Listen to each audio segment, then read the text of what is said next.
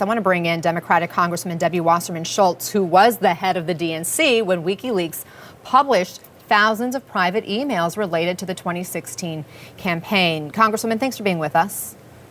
Thanks for having me, Anna.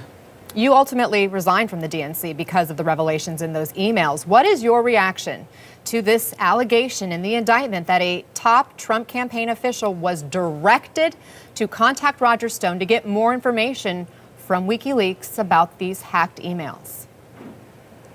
Well, Anna, we've known for a long time now that it was very clear what the Trump campaign's intention was. They were infected with contact with Russia. They have had 6 or 7 indicted officials or people associated with them who pleaded guilty, all of whom were involved with contact with Russia somehow. And in this case with Roger Stone, he literally weaponized information stolen by Vladimir Putin to help elect Donald Trump president.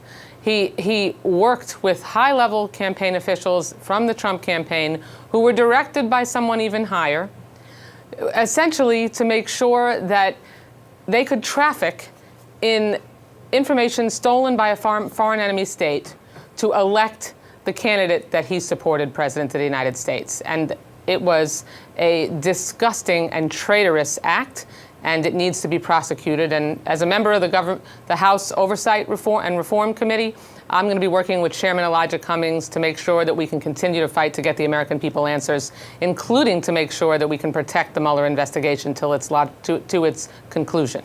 I want to ask you about that specifically in just a second, but just to go back over a couple things you mentioned there.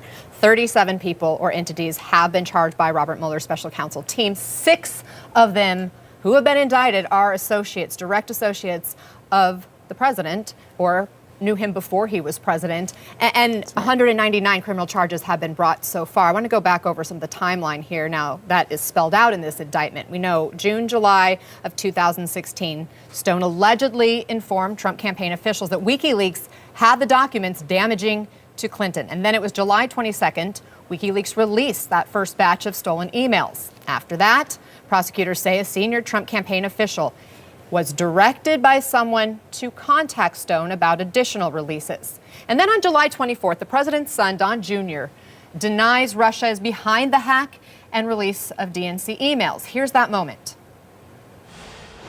Robbie Mook, the campaign manager for Secretary of State Hillary Clinton, I asked him about the DNC leak, and he suggested that experts are saying that Russians were behind both the leak, the hacking of the DNC emails and their release. He seemed to be suggesting that this is part of a plot to help Donald Trump and hurt Hillary Clinton. It just goes to show you their exact moral compass. I mean, they'll say anything to be able to win this. I mean, this is time and time again, lie after lie. I can't think of bigger lies, but that exactly goes to show you what the DNC and what the Clinton camp will do. They will lie and do anything to win. He slammed your DNC, calling you a bunch of liars who would do anything to win. Do you feel vindicated?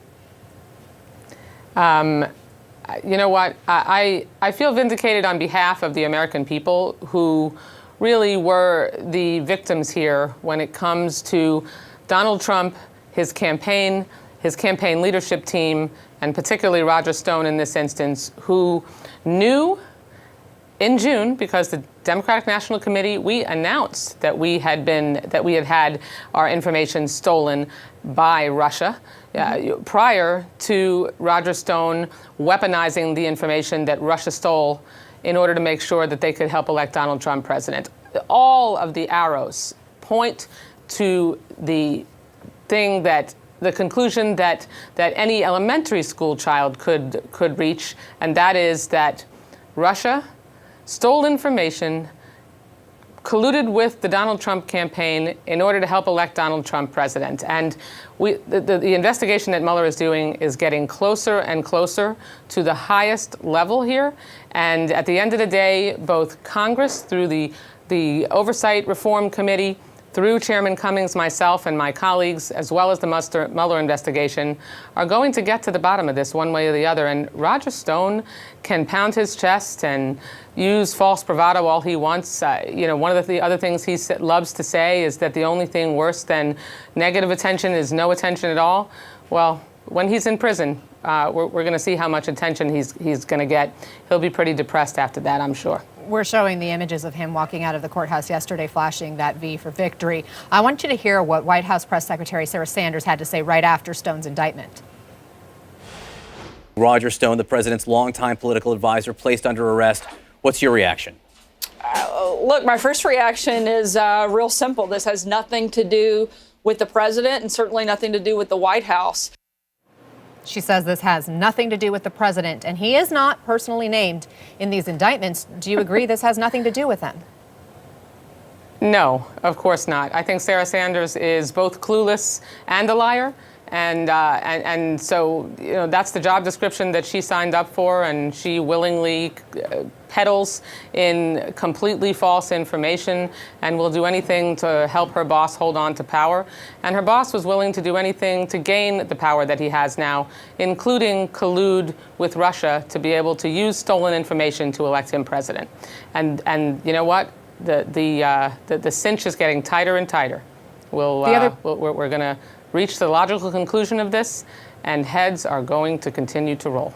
Well, I have to ask you about where we're headed with the government shutdown, because the president obviously announced this temporary deal to fund the government for the next 3 weeks. But that deal doesn't include any money for his border wall at this point. The president is not giving up on that. Let's listen. So let me be very clear.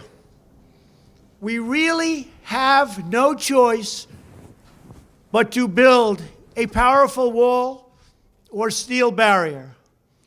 If we don't get a fair deal from Congress, the government will either shut down on February 15th again, or I will use the powers afforded to me under the laws and the Constitution of the United States to address this emergency.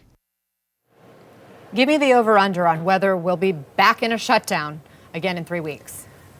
So that was the analogy I was going to use, too. I wouldn't take major odds in Las Vegas betting on President Trump's prediction.